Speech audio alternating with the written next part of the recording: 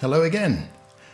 Our adventures in Excel now bring us to the $ and the F4 button. These are particularly useful when you have cells that link to other cells and you want to be copying them around to another location. And what they allow us to do is to control what it is that we want to copy.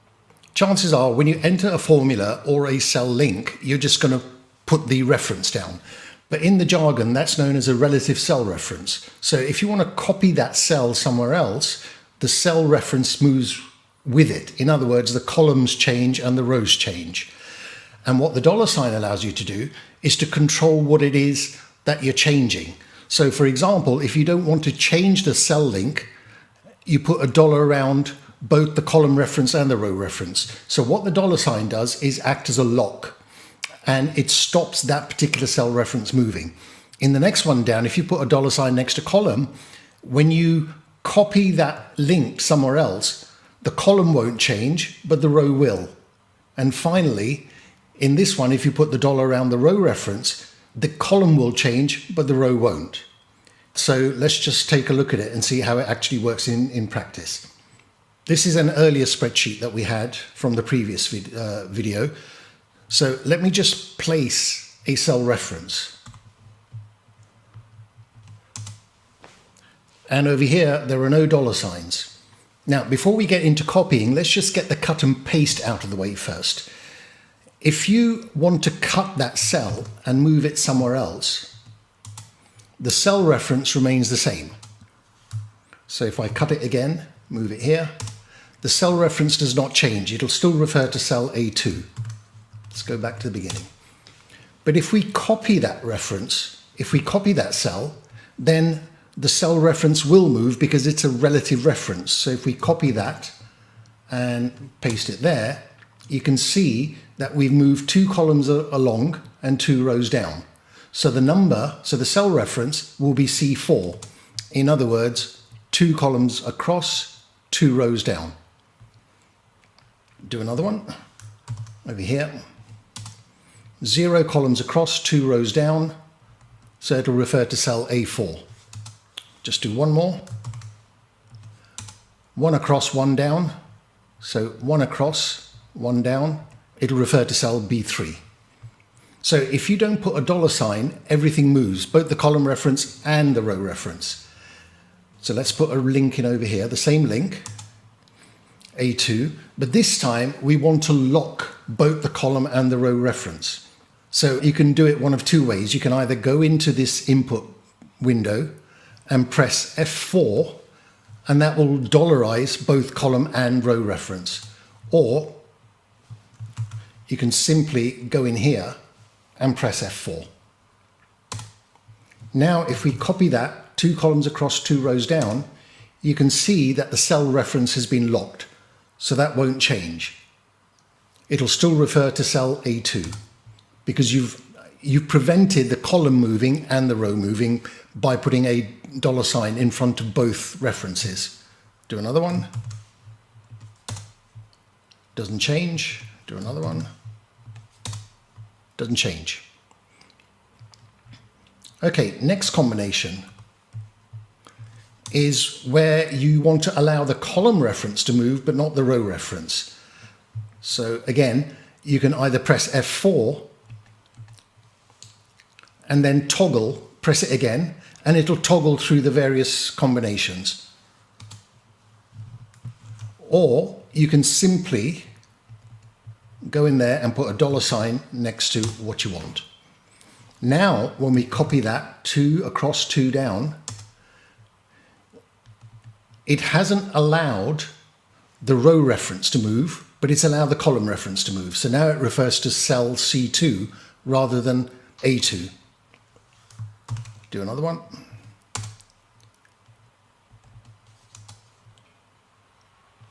Do one more. We moved 1 across, 1 down, but it won't allow the row to move, but it will allow the column to move.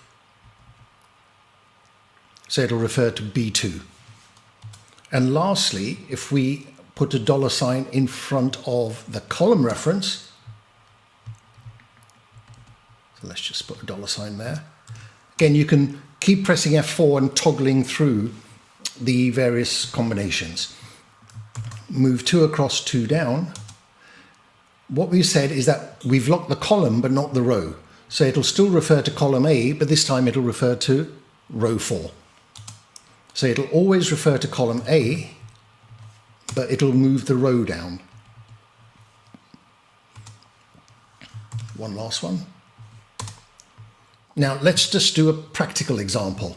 Now down here, I've got the high, low and close for an equity index. And let's say that I want to know what the daily return is. So let me just plug in a formula. I'm using continuously compounded rates for no other reason than that's habit. Okay, now I also want to know what the daily return was for the next day, so I can copy that down. Again, no need for a dollar sign because I want the rows to move. So quickly control down arrow takes me to the end, and that'll give me the daily returns. So that's straightforward enough, but let's do another one.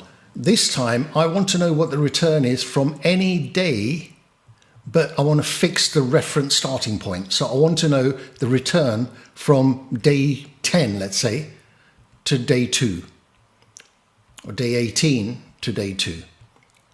So just plug in the same formula again. But this time I want to lock cell 2. So press F4, it'll lock cell C2, but it'll allow the numerator to move. So now we've seen the return for that 2-day period. Return for the 3-day period. And we can just fill that in. So over here, return for 16 or 17-day period. So dollarizing both column and row is going to lock that cell reference, whereas everything else here is allowed to move. Just do a couple more before we sign off.